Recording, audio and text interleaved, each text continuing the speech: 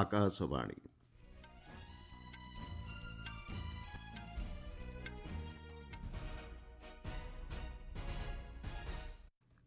ସମ୍ବାଦ ପଢ଼ୁଛନ୍ତି ମଳୟ ରଞ୍ଜନ ମିଶ୍ର।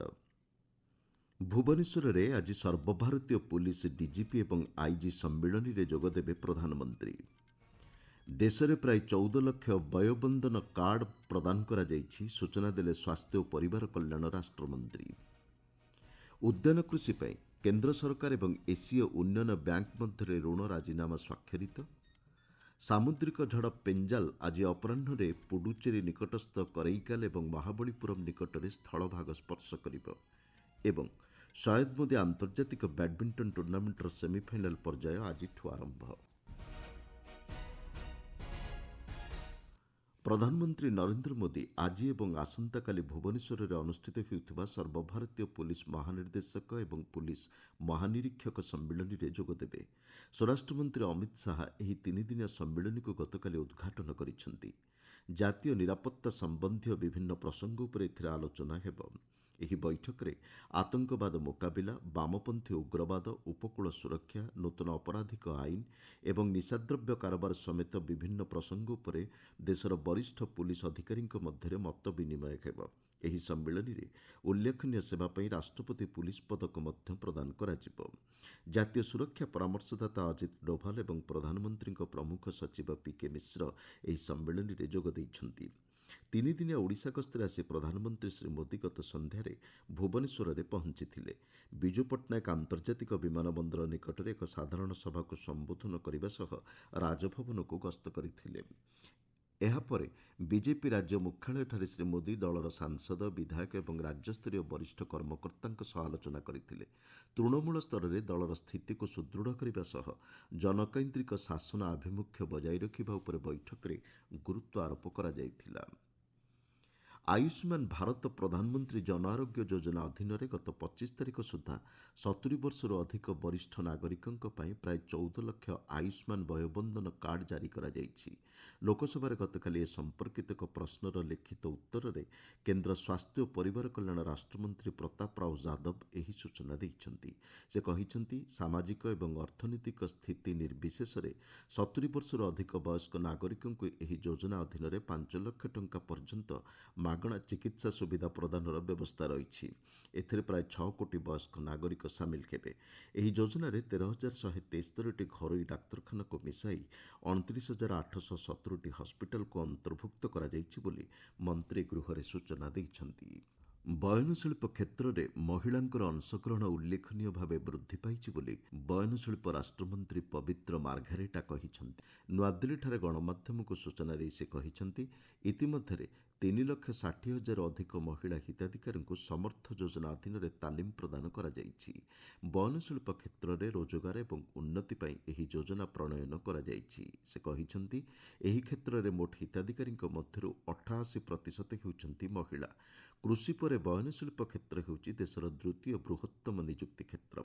ପାଖାପାଖି 4.5 କୋଟି ଲୋକ ବୟନଶିଳ୍ପ କ୍ଷେତ୍ରରେ ନିଯୁକ୍ତ ହୋଇଛନ୍ତି। ଆସନ୍ତା 2030 ସୁଦ୍ଧା ଏହାକୁ 10 କୋଟିକୁ ବୃଦ୍ଧି କରିବା ଲାଗି ଲକ୍ଷ୍ୟ ରଖାଯାଇଛି ବୋଲି ମନ୍ତ୍ରୀ ସୂଚନା ଦେଇଛନ୍ତି। 2 ଲକ୍ଷ କୋଟି ଟଙ୍କାର ଆର୍ଥିକ ବ୍ୟୟବରାଦ ସହିତ ନିକଟରେ କାର୍ଯ୍ୟକାରୀ ହୋଇଥିବା ପିଏମ୍ ଇଣ୍ଟର୍ନସିପ୍ ଯୋଜନାର ସୁଯୋଗ ନେବାକୁ ମନ୍ତ୍ରୀ ଯୁବବର୍ଗଙ୍କୁ ପରାମର୍ଶ ଦେଇଛନ୍ତି। ଦେଶରେ ଉଦ୍ୟାନ କୃଷି ସହିତ ଜଡ଼ିତ କୃଷକଙ୍କୁ ରୋଗମୁକ୍ତ ଚାରାରୋପଣ ସାମଗ୍ରୀ ଉପଲବ୍ଧ କରାଇବା ଲକ୍ଷ୍ୟରେ କେନ୍ଦ୍ର ସରକାର ଏବଂ ଏସୀୟ ଉନ୍ନୟନ ବ୍ୟାଙ୍କ ମଧ୍ୟରେ 98 ନିୟୁତ ଆମେରିକୀୟ ଡଲାର ଋଣ ରାଜିନାମା ସ୍ୱାକ୍ଷରିତ ହୋଇଛି।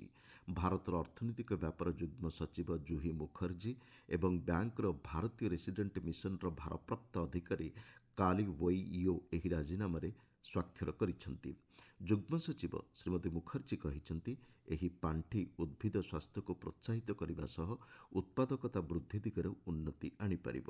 ଏହାଦ୍ୱାରା ଫସଲ ଅମଳ, ଗୁଣବତ୍ତା ବଜାୟ ଏବଂ ଜଳବାୟୁ ପ୍ରଭାବର ମୁକାବିଲା ଦିଗରେ ପ୍ରଭାବଶାଳୀ ପଦକ୍ଷେପ ଗ୍ରହଣ କରାଯାଇପାରିବ। ଆପଣମାନେ ସମ୍ବାଦ ଶୁଣୁଛନ୍ତି ଆକାଶବାଣୀରୁ। ସାମୁଦ୍ରିକ ଝଡ଼ ପେଞ୍ଜାଲ ଆଜି ଅପରାହ୍ନରେ ପୁଡୁଚେରୀ ନିକଟସ୍ଥ କରେଇକାଲ ଏବଂ ମହାବଳୀପୁରମ୍ ମଧ୍ୟରେ ସ୍ଥଳଭାଗ ସ୍ପର୍ଶ କରିବ। ଏହି ସମୟରେ ଘଣ୍ଟା ପ୍ରତି 90 କିଲୋମିଟର ବେଗରେ ପବନ ବହିପାରେ ବୋଲି ଭାରତୀୟ ପାଣିପାଗ ବିଭାଗ କହିଛି। ବଙ୍ଗୋପସାଗରର ନାଗାପଟ୍ଟିନମ୍ର ପୂର୍ବକୁ 230 କିଲୋମିଟର ଦୂରରେ ଏବଂ ଚେନ୍ନାଇର ଦକ୍ଷିଣ ପୂର୍ବ ଦିଗରେ 210 କିଲୋମିଟର ଦୂରରେ ଗତ ମଧ୍ୟରାତ୍ରିରେ ଏହି ଝଡ଼ କେନ୍ଦ୍ରୀଭୂତ ହୋଇଥିଲା। ଦକ୍ଷିଣ ପଶ୍ଚିମ ବଙ୍ଗୋପସାଗରରେ ସୃଷ୍ଟ ଗଭୀର ଅବପାତ ଗତକାଲି ସାମୁଦ୍ରିକ ଝଡ଼ରେ ପରିଣତ ହୋଇଛି। ଝଡ଼ର ପ୍ରଭାବରେ ଉପକୂଳବର୍ତ୍ତୀ ଅଞ୍ଚଳଗୁଡ଼ିକରେ ପ୍ରବଳ ବର୍ଷା ସହ ପବନ ବହିବାର ସମ୍ଭାବନା ରହିଛି। ପରିସ୍ଥିତିକୁ ଦୃଷ୍ଟିରେ ରଖି ପୁଡୁଚେରୀ ପ୍ରଶାସନ ପକ୍ଷରୁ ସତର୍କ ସୂଚନା ଜାରି କରାଯାଇଛି। ଆମ ପ୍ରତିନିଧିଙ୍କଠାରୁ ମିଳିଥିବା ସୂଚନା ଅନୁଯାୟୀ ବିପର୍ଯ୍ୟୟ ପରିଚାଳନା ମୁକାବିଲା ପାଇଁ ସମସ୍ତ ପଦକ୍ଷେପ ଗ୍ରହଣ କରାଯାଇଛି। ତଳିଆ ତଥା ପ୍ରଭାବିତ ହେବାକୁ ଥିବା ଅଞ୍ଚଳଗୁଡ଼ିକ ଉପରେ ପ୍ରଶାସନ ପକ୍ଷରୁ ଦୃଷ୍ଟି ରଖାଯାଇଛି। ସମ୍ଭାବ୍ୟ ପରିସ୍ଥିତି ନେଇ ଜନସଚେତନତା ବୃଦ୍ଧି କରାଯିବା ସହିତ ଆବଶ୍ୟକ ନଥିଲେ ଘରୁ ନ ବାହାରିବାକୁ ପରାମର୍ଶ ଦିଆଯାଇଛି। ପ୍ରଭାବିତ ହେବାକୁ ଥିବା ଅଞ୍ଚଳରୁ ଲୋକଙ୍କୁ ସୁରକ୍ଷିତ ସ୍ଥାନକୁ ସ୍ଥାନାନ୍ତର କରାଯାଇଛି। ଏହି ସମୟ ମଧ୍ୟରେ ମତ୍ସ୍ୟଜୀବୀଙ୍କୁ ସମୁଦ୍ର ମଧ୍ୟକୁ ନ ଯିବାକୁ ପରାମର୍ଶ ଦିଆଯାଇଛି। ଅନ୍ୟପକ୍ଷରେ ପରିସ୍ଥିତିକୁ ଦୃଷ୍ଟିରେ ରଖି ରାଷ୍ଟ୍ରପତି ଦ୍ରୌପଦୀ ମୁର୍ମୁଙ୍କ ତାମିଲନାଡୁ କେନ୍ଦ୍ରୀୟ ବିଶ୍ୱବିଦ୍ୟାଳୟ ସମାବର୍ତ୍ତନ ଉତ୍ସବରେ ଯୋଗଦେବା କାର୍ଯ୍ୟକ୍ରମକୁ ବାତିଲ କରାଯାଇଛି। ଯୁଦ୍ଧ ଯୋଗୁଁ ଲେବାନନ ଦକ୍ଷିଣାଞ୍ଚଳର 60ଟି ଗ୍ରାମର ଅଧିବାସୀଙ୍କୁ ନିଜ ଗ୍ରାମକୁ ନ ଫେରିବାକୁ ଇସ୍ରାଏଲ ସେନା ସତର୍କ କରାଇ ଦେଇଛି। ହିଜବୁଲ୍ଲା ସହ 1 ବର୍ଷରୁ ଅଧିକ ସମୟ ଧରି ସଂଘର୍ଷ ପରେ 3 ଦିନର ଅସ୍ତ୍ରବିରତି ପରିପ୍ରେକ୍ଷୀରେ ଇସ୍ରାଏଲ ସେନା ପକ୍ଷରୁ ଏହି ସତର୍କ ସୂଚନା ଦିଆଯାଇଛି। ଇସ୍ରାଏଲ ସେନା କହିଛି, ସତର୍କ ସୂଚନା ଉଲ୍ଲଂଘନ କଲେ ଗ୍ରାମବାସୀ ବିପଦରେ ପଡ଼ିପାରନ୍ତି। ଗତ ବୁଧବାର ସକାଳୁ ଏହି ଯୁଦ୍ଧବିରତି କାର୍ଯ୍ୟକାରୀ ହୋଇଥିଲା। ତେବେ ଉଭୟ ପକ୍ଷ ଏହାର ଉଲ୍ଲଂଘନ ନେଇ ପରସ୍ପର ବିରୋଧରେ ଅଭିଯୋଗ କରିଛନ୍ତି। ଇସ୍ରାଏଲ ସେନା କହିଛି, ଦକ୍ଷିଣ ଲେବାନନକୁ ଲକ୍ଷ୍ୟ କରି ସେନା ପକ୍ଷରୁ ଗୁଳିଚାଳନା ସହ ଆକାଶମାର୍ଗରୁ ଆକ୍ରମଣ କରାଯାଇଛି। ହିଜବୁଲ୍ଲା ଅସ୍ତ୍ରଶସ୍ତ୍ର କାରଖାନା ଏବଂ ସନ୍ଦିଗ୍ଧ ଅଞ୍ଚଳରେ ଯାନବାହନ ଚଳାଚଳକୁ ଲକ୍ଷ୍ୟ କରି ଗୁଳିଚାଳନା କରାଯାଇଥିବା ଲେବାନନ ସେନା ସ୍ପଷ୍ଟ କରିଛି। ଚାମ୍ପିୟନ୍ସ ଟ୍ରଫି 2025 ସଂସ୍କରଣର ଆୟୋଜନ ନେଇ ଆନ୍ତର୍ଜାତିକ କ୍ରିକେଟ ପରିଷଦ ଆଇସିସି ବୋର୍ଡ ସଦସ୍ୟଙ୍କର ଗତକାଲି ଏକ ବୈଠକ ଅନୁଷ୍ଠିତ ହୋଇଛି।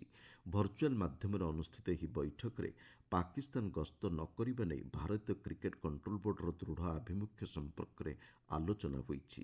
ବିସିସିଆଇ ଏକ ନିରପେକ୍ଷ ସ୍ଥାନରେ ଭାରତ ସହ ମ୍ୟାଚ୍ ଆୟୋଜନ ନେଇ ପ୍ରସ୍ତାବ ରଖିଛି। ତେବେ ଏଭଳି ପ୍ରସ୍ତାବକୁ ପାକିସ୍ତାନ କ୍ରିକେଟ କଣ୍ଟ୍ରୋଲ ବୋର୍ଡ ବିରୋଧ କରିଛି। ଏନେଇ ଆଇସିସି ବୋର୍ଡର ପରବର୍ତ୍ତୀ ବୈଠକରେ ନିଷ୍ପତ୍ତି ଗ୍ରହଣ କରାଯିବ ବୋଲି ଜଣାପଡ଼ିଛି। ବିସିସିଆଇର ଉପାଧ୍ୟକ୍ଷ ରାଜୀବ ଶୁକ୍ଲା କହିଛନ୍ତି, ଭାରତୀୟ ଖେଳାଳିଙ୍କର ସୁରକ୍ଷା ସବୁଠାରୁ ଗୁରୁତ୍ୱପୂର୍ଣ୍ଣ। ଭାରତ ସରକାରଙ୍କ ନିର୍ଦ୍ଦେଶ ଅନୁଯାୟୀ ପଦକ୍ଷେପ ନିଆଯିବ ବୋଲି ସେ ସୂଚନା ଦେଇଛନ୍ତି। ସୂଚନାଯୋଗ୍ୟ, ଆସନ୍ତା ବର୍ଷ ଫେବୃଆରୀ-ମାର୍ଚ୍ଚ ମାସରେ 50 ଓଭର ବିଶିଷ୍ଟ ଏହି ଟୁର୍ଣ୍ଣାମେଣ୍ଟ ଅନୁଷ୍ଠିତ ହେବାର କାର୍ଯ୍ୟସୂଚୀ ରହିଛି। ଲକ୍ଷ୍ନୌରେ ଚାଲିଥିବା ସୟଦ ମୋଦି ଆନ୍ତର୍ଜାତିକ ବ୍ୟାଡ୍ମିଣ୍ଟନ ଟୁର୍ଣ୍ଣାମେଣ୍ଟର ସେମିଫାଇନାଲ ପର୍ଯ୍ୟାୟ ମ୍ୟାଚ୍ ଆଜିଠାରୁ ଆରମ୍ଭ ହେବ। ମହିଳା ଏକକ ବର୍ଗରେ ପିଭି ସିନ୍ଧୁ ଏବଂ ଉନ୍ନତି ହୁଡା ପରସ୍ପରକୁ ଭେଟିବେ। ପୁରୁଷ ଏକକ ବର୍ଗରେ ଭାରତର ଲକ୍ଷ୍ୟ ସେନ ଜାପାନର ସୋଗୋ ଓଗାୱାଙ୍କ ମଧ୍ୟରେ ମୁକାବିଲା ହେବ। ସେହିଭଳି ପ୍ରିୟାଂଶୁ ରାଜବତ ଏବଂ ସିଙ୍ଗାପୁରର ଜିଆ ହେଙ୍ଗ ଜେସନ ତେହଙ୍କୁ ସେମିଫାଇନାଲ ପର୍ଯ୍ୟାୟରେ ଭେଟିବେ। ମହିଳା ଡବଲ୍ସରେ ତ୍ରିସା ଜଲି ଏବଂ ଗାୟତ୍ରୀ ଗୋପୀଚନ୍ଦଙ୍କ ଯୋଡ଼ି, ଅଶ୍ୱିନୀ ପୁନାପ୍ପା ଓ ତନିଷା କ୍ରେଷ୍ଟୋଙ୍କ ଯୋଡ଼ି ଶେଷ 4ଟି ଦଳ ମଧ୍ୟରେ ସ୍ଥାନିତ ହୋଇଛନ୍ତି। 19 ବର୍ଷରୁ କମ୍ ଏସିଆ କପ୍ କ୍ରିକେଟ ପ୍ରତିଯୋଗିତାରେ ଆଜି ଦୁବାଇଠାରେ ଭାରତ ଓ ପାକିସ୍ତାନ ମଧ୍ୟରେ ମ୍ୟାଚ୍ ଖେଳାଯିବ। ଗ୍ରୁପ୍ ଏ'ର ଏହି ପ୍ରଥମ ମ୍ୟାଚ୍ ଭାରତୀୟ ସମୟ ପୂର୍ବାହ୍ନ 10:30ଟାରେ ଆରମ୍ଭ ହେବ। ମହମ୍ମଦ ଅମାନଙ୍କ ନେତୃତ୍ୱରେ ଭାରତୀୟ ଦଳ ଟୁର୍ଣ୍ଣାମେଣ୍ଟରେ ଅଂଶଗ୍ରହଣ କରୁଛନ୍ତି। ଅନ୍ୟ ଏକ ମ୍ୟାଚ୍ରେ ୟୁନାଇଟେଡ୍ ଆରବ ଏମିରେଟ୍ସ ଜାପାନକୁ ଭେଟିବ। ଗ୍ରୁପ୍ ଏ'ର ଭାରତ ଓ ପାକିସ୍ତାନକୁ ମିଶାଇ ୟୁନାଇଟେଡ୍ ଆରବ ଏମିରେଟ୍ସ ଏବଂ ଜାପାନ ରହିଥିବା ବେଳେ ଗ୍ରୁପ୍ ବି'ରେ ଶ୍ରୀଲଙ୍କା, ବାଂଲାଦେଶ, ଆଫଗାନିସ୍ତାନ ଏବଂ ନେପାଳ ସ୍ଥାନିତ ହୋଇଛନ୍ତି। ଗୌହାଟୀଠାରେ ଅନୁଷ୍ଠିତ ଉତ୍ତର ପୂର୍ବ ପାରା ଅଲିମ୍ପିକ୍ସ କ୍ରୀଡ଼ାରେ ତ୍ରିପୁରା ଦଳ 9ଟି ସ୍ୱର୍ଣ୍ଣ ସହ 23ଟି ପଦକ ଜିତିଛି। ଆଥ୍ଲେଟିକ୍ସରେ ଦୃଷ୍ଟିହୀନ ଖେଳାଳି ମହମ୍ମଦ ଅମଜାଦ ହୁସେନ ଏକାକୀ 3ଟି ସ୍ୱର୍ଣ୍ଣ ପଦକ ହାସଲ କରିଥିବା ବେଳେ ସୁଶାନ୍ତ ନାମା 3ଟି ରୌପ୍ୟ ଏବଂ ଗୋଟିଏ ସ୍ୱର୍ଣ୍ଣ ପଦକ ଜିତିଛନ୍ତି। କ୍ରୀଡ଼ାବିତ୍ ନୟନ ଚନ୍ଦ୍ର ରାୟ ବ୍ରୋଞ୍ଜ ପଦକ ଜିତିଛନ୍ତି। ମୁଖ୍ୟ ସମ୍ବାଦଗୁଡ଼ିକ ପୁଣିଥରେ। ଭୁବନେଶ୍ୱରରେ ଆଜି ସର୍ବଭାରତୀୟ ପୁଲିସ ଡିଜିପି ଓ ଆଇଜି ସମ୍ମିଳନୀରେ ଯୋଗଦେବେ ପ୍ରଧାନମନ୍ତ୍ରୀ।